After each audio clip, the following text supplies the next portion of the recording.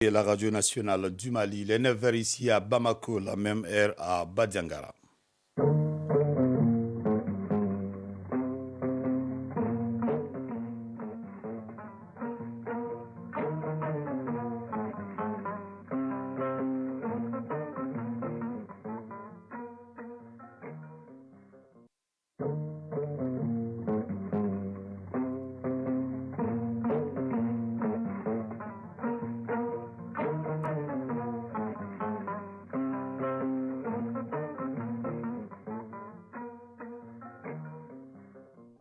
Le journal Fousséni Tunkara.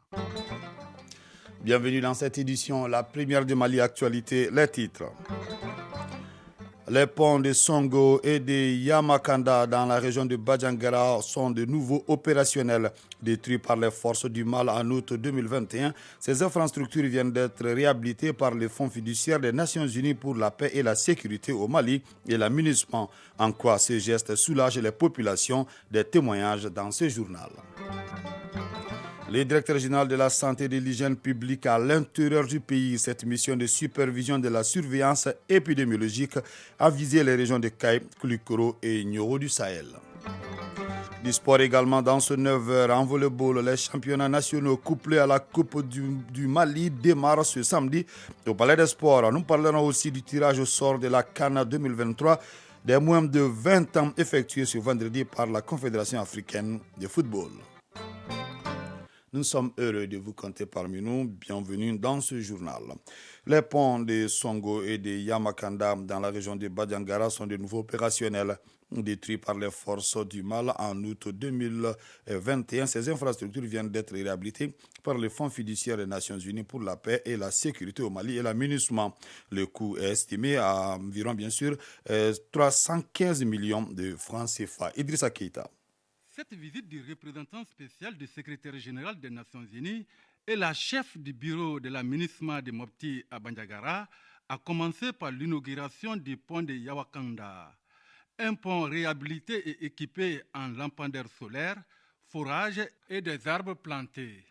Kristen Kunel, ambassadrice de Suède au Mali. La restauration de ces deux ponts, détruites par des groupes extrémistes, afin d'affaiblir les populations fières et industrieuses de cette région, constitue un élément clé pour assurer les moyens de subsistance des familles et des communautés. La délégation a été accueillie aussi à Songo pour le même exercice. Ces deux infrastructures sont financées à travers le fonds fiduciaire de la MINUSMA par le Royaume de Danemark et de la Suède à hauteur de 315 millions de francs CFA.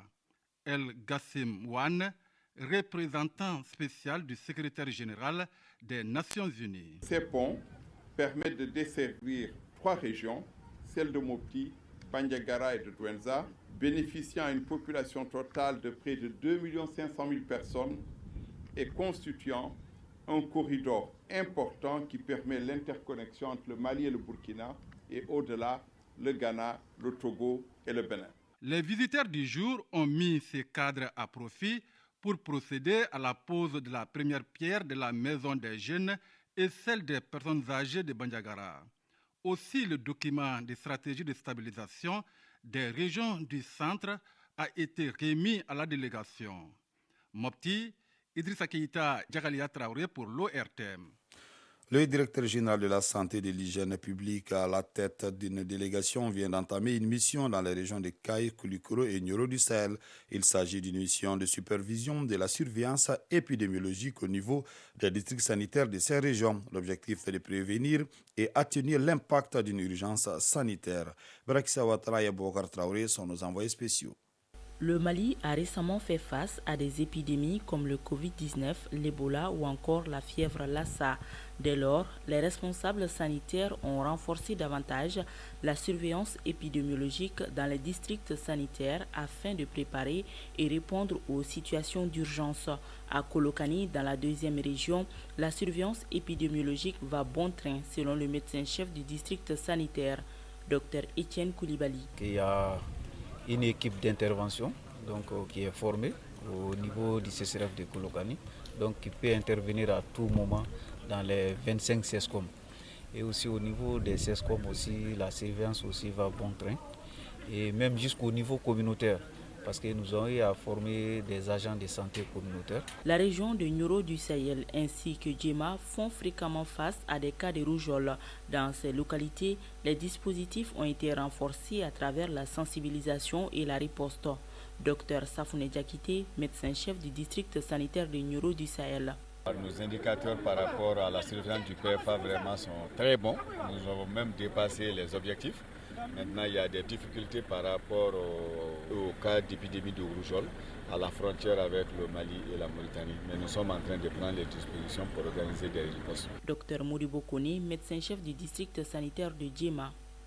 Notre mission dans ce sens-là, c'est vraiment de faire la communication au niveau de la population pour que nous puissions ensemble avec les acteurs communautaires faire la notification précoce des cas qui vont être identifiés et organiser la prise en charge. Après avoir balisé le terrain, le chef de mission pose un diagnostic positif.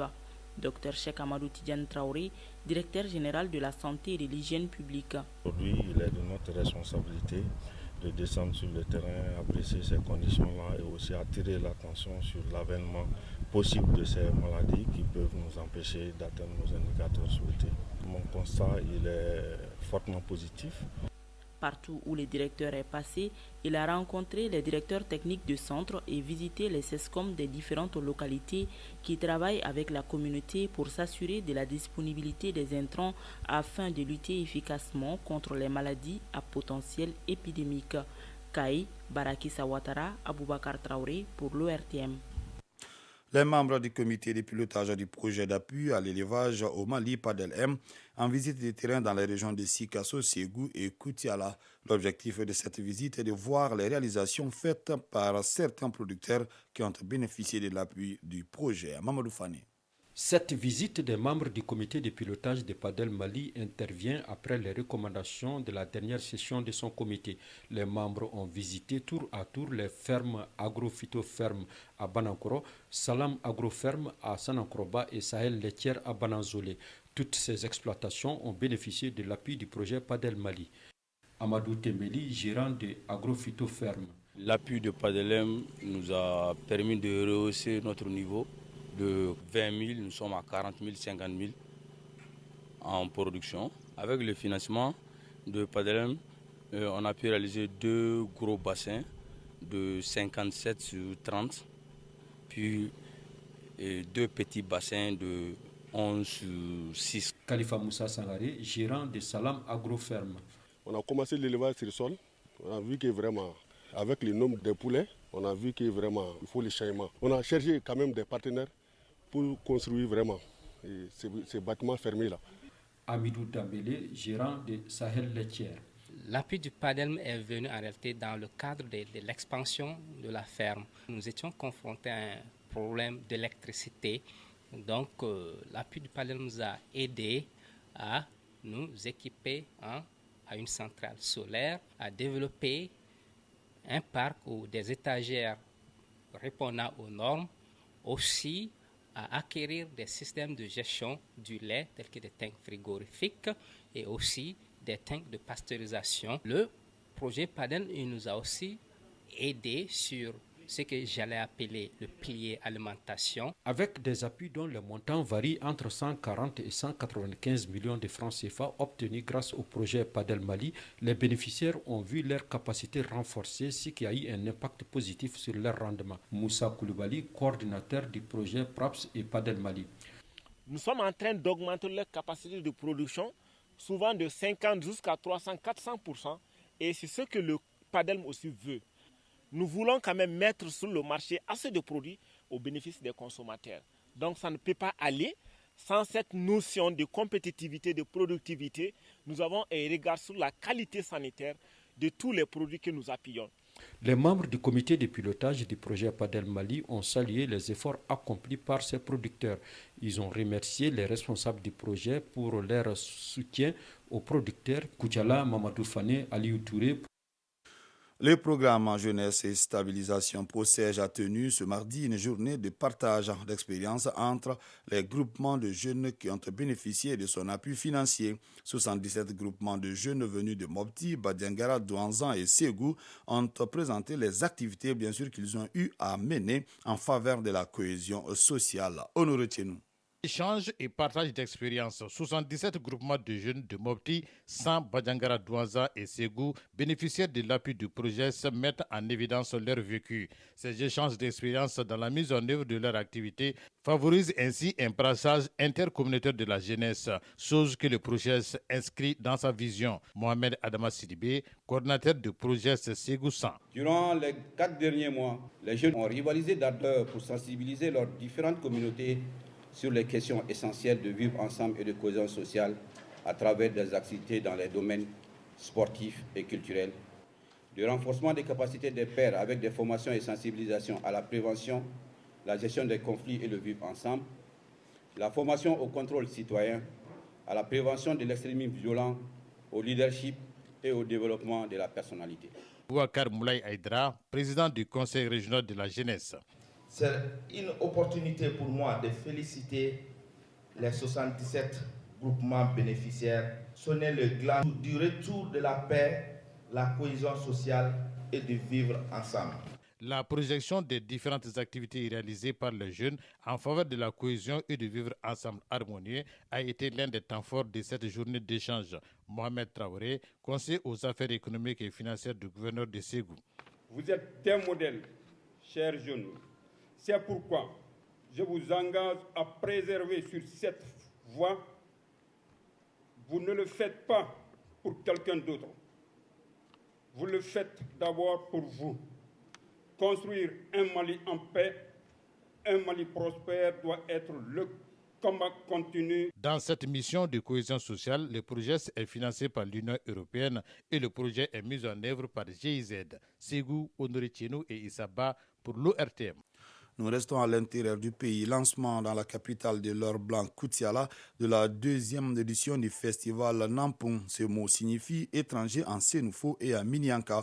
L'événement consiste à cultiver l'hospitalité, gage de brassage culturel. Brima Kone. Nampung est un vocable commun au Mianka et au Sénoufo qui signifie étranger. La 2e édition de ce festival indiquant l'hospitalité légendaire de Mianka de la région de Koutiala vient d'être lancée. Des beignets de haricots remis au ministre en charge de la culture dans le vestibule du patriarche de Ouattara constituent la symbolique du Nampung. Oumar Dibarou Ouattara, parrain de la 2e édition du Nampung. J'ai vu une belle mobilisation, j'ai vu l'enthousiasme de la population de Koutiala. Il m'a un message de satisfaction à l'endroit de la population de Koutiala. Andogoli Guindo, ministre de l'Artisanat, de la Culture, de l'Industrie hôtelière et du Tourisme. Le Miankala, connu pour sa riche culture, sa traditionnelle hospitalité, comme le démontre ce festival autour du concept Nampung. L'hospitalité, l'amitié, l'amour de l'autre, les vivre ensemble, la cohésion sociale, la tolérance. Le festival Nampung, c'est aussi un rempart pour la sauvegarde du riche patrimoine culturel. Ainsi, le Nyoro de Djaramana, le Sagré de Sanguila, le Togna de l'Eleni, le Mpolon de Srakile sont entre autres œuvres artistiques à travers lesquelles les Mianka expriment leur volonté de sauvegarder les valeurs ancestrales. Boubacar Koulibaly, directeur du festival. Le Nampung dans notre milieu est l'un des meilleurs moyens pour consolider et amplifier les valeurs ancestrales des Mamala que sont la solidarité sociale et le respect de la dignité humaine, gage de la paix. Le Nampung se veut un festival de brassage culturel. C'est ce qui justifie les prestations d'autres communautés vivant à Koutiala. Andogoli Guindo, ministre de l'Artisanat, de la Culture, de l'Industrie hôtelière et du Tourisme. L'occasion est agréable pour saluer très respectueusement et féliciter tout le Mamala et à travers elle, le vaillant peuple Minyanka qui œuvre inlassablement pour la préservation de sa culture.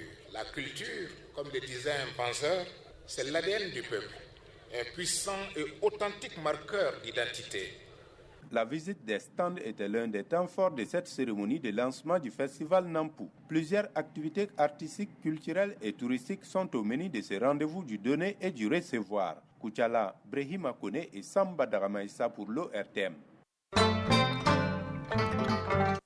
Actualité hors de nos frontières. Au Burkina Faso, la coordinatrice résidente du système des Nations Unies est déclarée persona non grata. Elle a été priée de quitter le Burkina Faso depuis hier 23 décembre. Elle assumait également les fonctions de coordinatrice de l'action humanitaire. Selon Olivia Rouanba, la chef de la diplomatie burkinabé, cette décision a été validée par les plus hautes autorités. En France, 3 personnes sont décédées après avoir été touchées par des tirs dans le 5e arrondissement de Paris, a indiqué le parquet, précisant que 3 autres personnes avaient été blessées. Le tireur présumé en urgence relative a été interpellé et amené à l'hôpital. Pour terminer cette page internationale, en Russie, 20 personnes ont trouvé la mort dans la nuit de vendredi à samedi dans l'incendie d'une maison de retraite privée à Komerovo en Sibérie, ont annoncé les services de secours russes. L'incendie, le comité d'enquête russe en charge des principales investigations dans le pays a ouvert une enquête de son côté.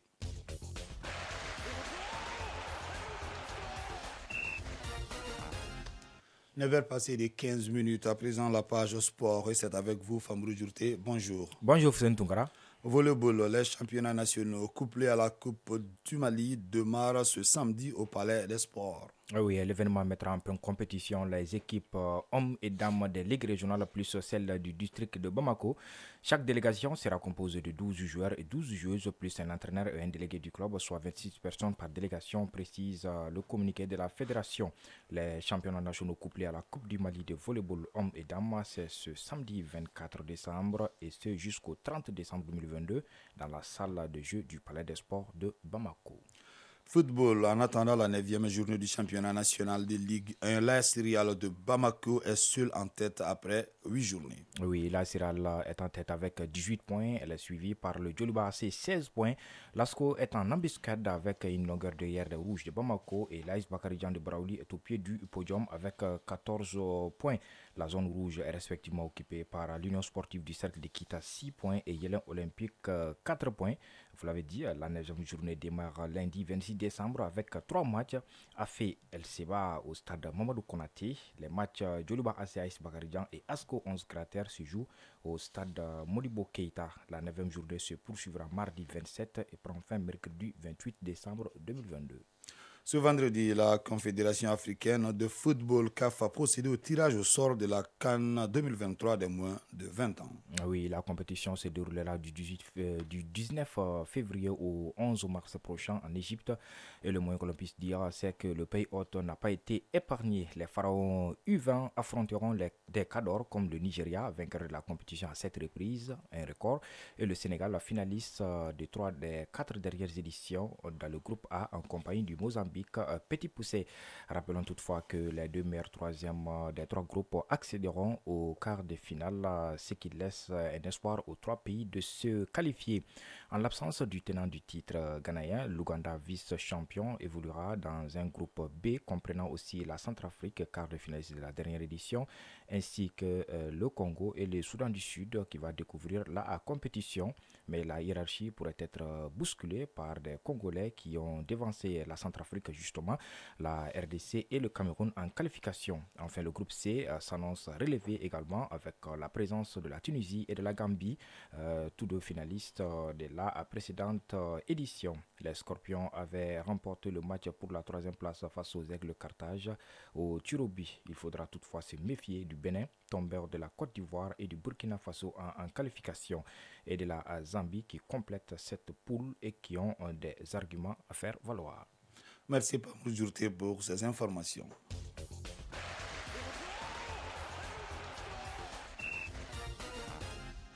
Neuf heures passées de 18 minutes, c'est donc la fin de cette édition qui vous a été présentée par Fousseni Tounkara. Bintou Traoré a assuré la connexion technique, une édition coordonnée par Ousmane Dao. Tamsir Diabaté assure la mise en ligne. Merci pour votre fidélité.